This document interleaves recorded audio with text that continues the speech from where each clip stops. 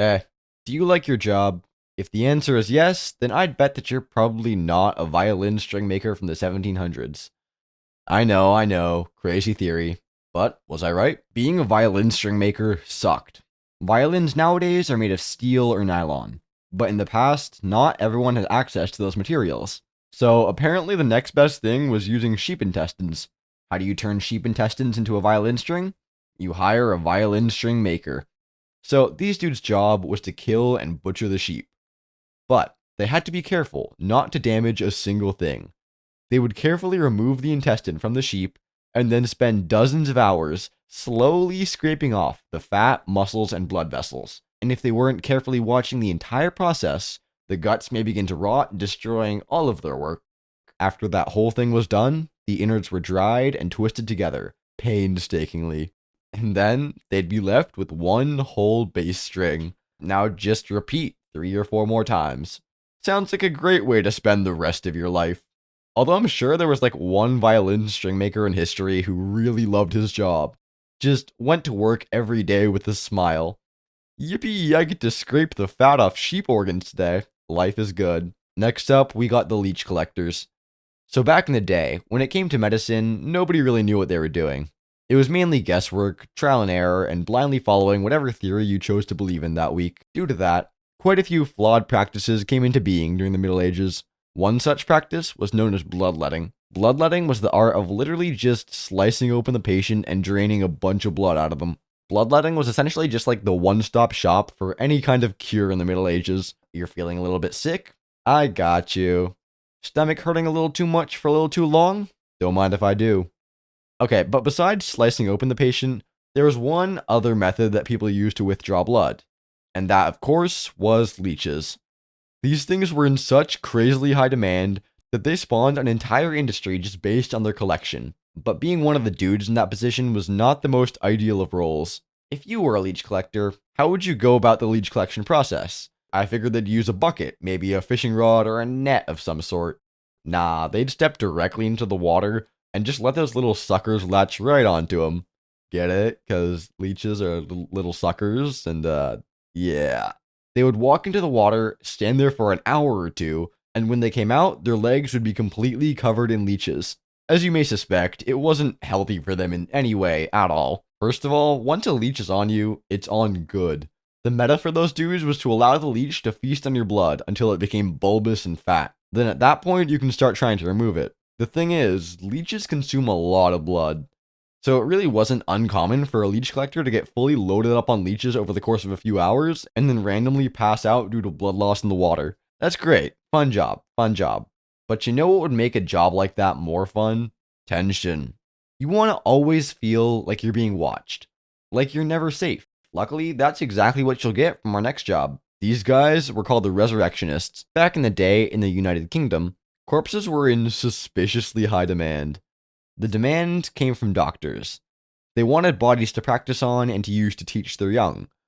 But unfortunately, the only bodies they could legally operate on were those belonging to criminals that had just been put to death. But since when has a silly little thing like the legal system stopped anyone from following their dreams? The doctors would hire these dudes, the resurrection men, to locate corpses and deliver them to the doctors. In other words, they stole bodies and sold them to doctors. But isn't that illegal? Yeah, apparently not. See, it turns out that the government did not really care about corpses. Like, sure, publicly they would tell you that it's illegal and that you should never try to jack a corpse. But then a few bodies would be jacked and nobody would really do anything. There was one condition, however. The resurrection men had to make completely sure that they didn't accidentally steal anything, even remotely valuable, from the coffin. Stealing even just a necklace or a coin could change the punishment for this crime from a slap on the wrist to a potential felony resulting in 5 years in prison. The resurrection men had several interesting strategies that they used to optimize the corpse jacking. The strategy that it's widely believed that they used is this. They would dig down to the head of the grave, break open the top, tie a rope around the corpse, and then yank it out. Seems legit. Pretty reasonable strategy. But there was another strategy. It was outlined by an article in 1896, and I just really feel the need to describe it to you, just because of how random it sounds. They would start not right above the coffin, but 15 feet away. Then they would dig a slanted tunnel all 15 feet towards the coffin. They would then rip the head off the coffin, tie a rope around the body, and yank it back up the tunnel. And here's the genius part. They would put a piece of sod back on top of the hole. Wow. Yeah, that strategy is so much more inefficient than the previous. It's not even funny. First of all, the fact that you have to dig so far to get to the coffin, but also the fact that the tunnel would just constantly be collapsing and getting you stuck. That would be so terrifying. Those guys had to do a lot of digging. But hey, at least what they were digging in was made of dirt and not feces. Seems like a pretty obvious statement. Probably. But it'll make more sense when you hear about the Toshers. These guys would spend their days in the sewers of London, grubbing for coins. They would have to dig through piles of sewer material in order to acquire anything valuable. Some sewers would be at the surface, while others would be like 40 feet underground, which really did not help the smell situation. Although maybe they didn't notice, since they were just so focused on hunting down those coins. So, how did they know how to find the coins? Well, apparently they had a strategy. They would split into groups of 4 people, 3 new guys and 1 veteran who knew all the good spots for coins. That was their entire strategy. Other than that, it was just good old hard work. Every day, they would wander the sewers and shove their arms into any suspicious-looking pile of fecal matter they could find.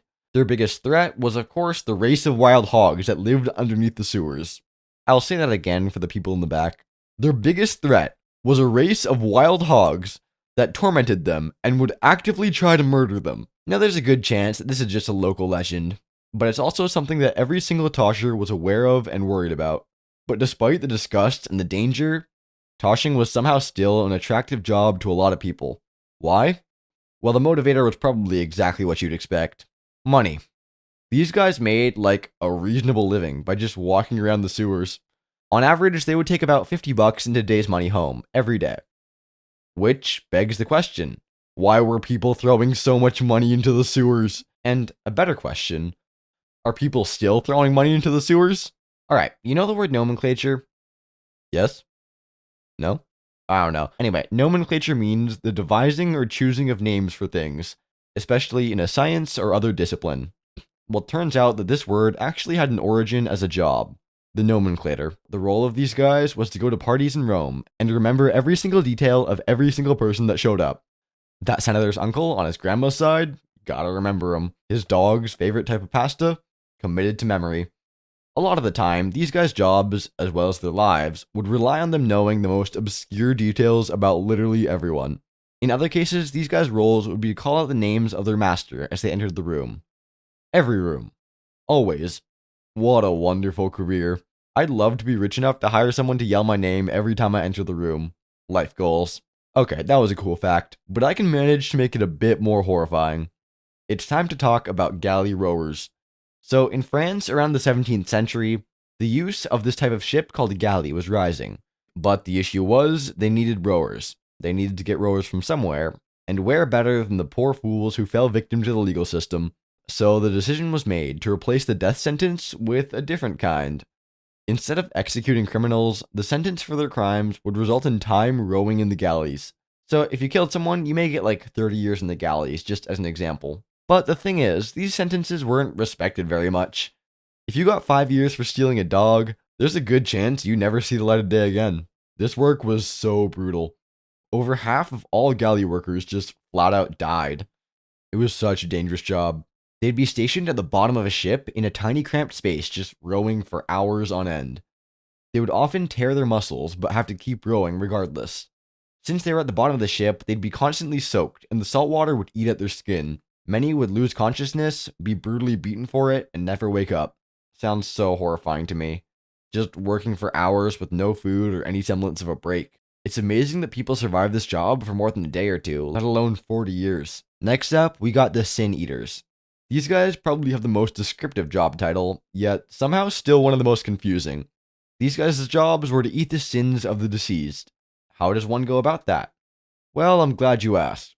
So the situation would generally be a funeral of some sort. The hosts?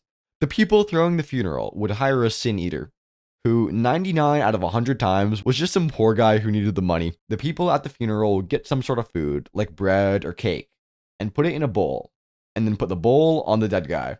Then they'd give the food to the sin eater, who then consumes the food, along with the sins of the dead person.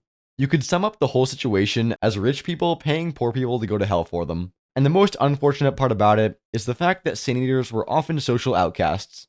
Nobody wanted to be around someone so full of sin. Sounds bad, right? Well, I'm thinking it would be a pretty good job if you, didn't believe in all that stuff. They were like, by eating this cake, you will forever be damned to the fiery underworld. Oh, okay, cool. I love red velvet. That's chocolate. Mmm. Since these guys were walking sin sponges, you'd think that the church would love them due to their special capabilities. Nope, these guys were actively hunted by the Christian church. Turns out that a huge part of the church's business back in the day was getting paid to remove the sins from rich people. And with these funny little poor people running around and draining sins for a much cheaper price, the church was taking a decently sized hit to their margins. Which is really an unfortunate thing to have to say since it is a church. But that's neither here nor there. So if the church got a whiff of sin eaters in a city or town, they would literally just kill you. Or torture you, then kill you. Either way, survival rate not looking promising. Alright, but what's the one thing worse than being murdered by the Catholic Church and being a social outcast for your entire life? Exactly, being ripped apart by rats.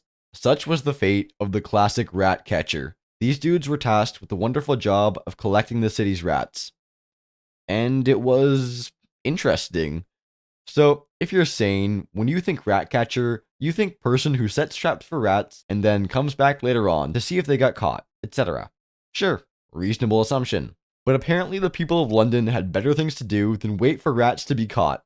So they would hunt the rats by hand, with their hands. This, I think it's fair to say, was not a good idea. Rat catchers would often get tiny chunks ripped out of them by the rats. And surprise, surprise, those tiny chunks would lead to crippling disease. Rat catchers were known to fall to rat-borne diseases quite often, due to the dangers that came with their profession. As we all instinctively know, wild rats are not the most lovely of creatures to be around. Except for this guy. He'd never hurt a soul. Also, the Queen of England actually employed a rat catcher. He wasn't in constant suffering or anything. He just trained a monkey, badger, and 2 ferrets to catch rats. Also, his name was Jack Black. Yeah, I know. Last up, we got the salt miners. This may seem like a really random job, because it absolutely is, but this one really stuck out to me while doing research. Okay, picture a normal mine, with its poor ventilation and its tight, uncomfortable, enclosed spaces. Now, take that experience, but fill the air with salt that drains the moisture out of your body. Like the whole time you're working, you're in a perpetual state of dehydration, which holy crap would not be fun. The working conditions in your average salt mine were worse than your average Costco. I'm talking work until you collapse type stuff. I read on the most legitimate question and answer site of them all, Quora, that hard labor may decimate you, coal mining will decimate and suffocate you, but salt mining must certainly decimate, suffocate, lacerate, and desiccate you all at once. Thank you, Alan Turley. That was deep as hell. YouTube thinks you'll like this video next, so click on it. And if you made it to the end, subscribe.